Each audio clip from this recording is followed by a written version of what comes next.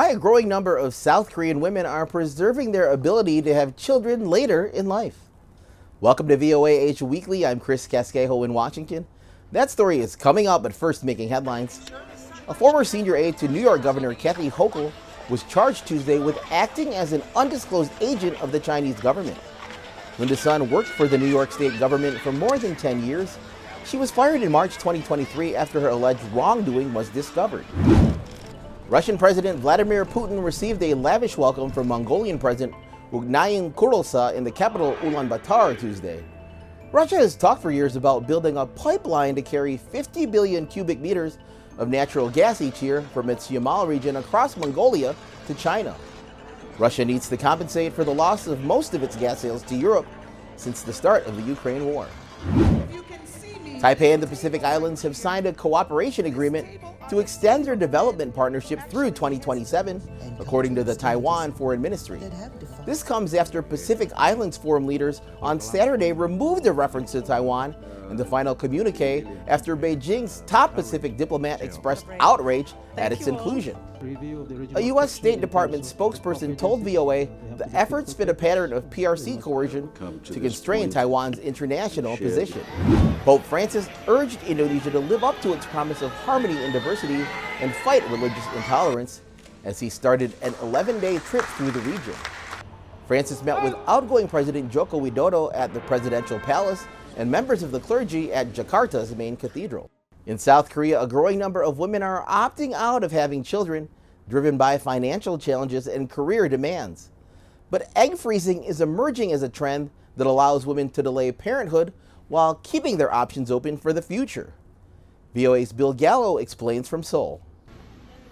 In Songsu, a trendy district of Seoul, there are almost no strollers. Children are now a rarity across South Korea, which has the world's lowest birth rate. But this pop-up store run by a fertility clinic is offering a new choice: egg freezing. It's for those who may want children, just not right now. 결혼을 언제 할지도 모르겠고.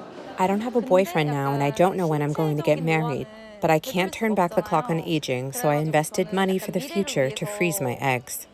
그래도 비용을 투자해서 냉동 난자를 했습니다.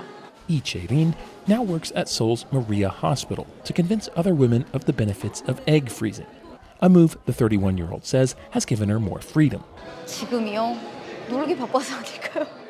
Maybe it's just because I really enjoy my life right now, but I think people naturally want to follow their passions, whether it's studying, working more, or pursuing hobbies. For me, it's surfing.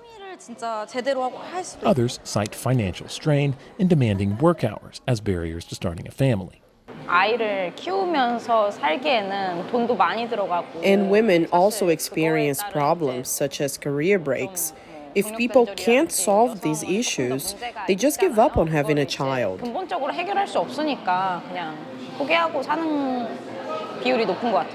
Those pressures are understandable, says Maria Hospital's Lim Tae-wan. In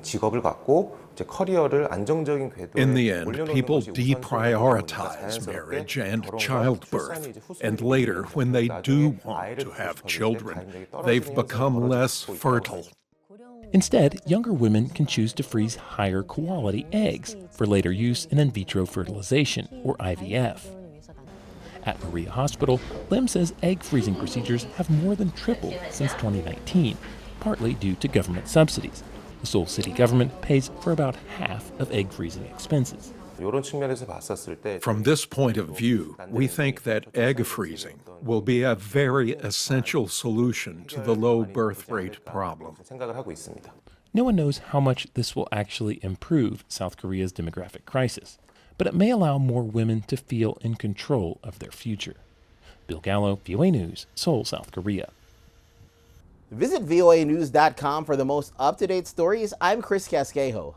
Finally, Hong Kong's twin panda cubs have doubled in weight, with their markings becoming more visible 2 weeks after their birth. Recent images and videos released by Ocean Park Hong Kong show the carefully nurtured cubs with growing black and white features on their eyes, ears, legs, torso, paws, and back. They were born August 15th. Thanks for watching VOA Asia Weekly.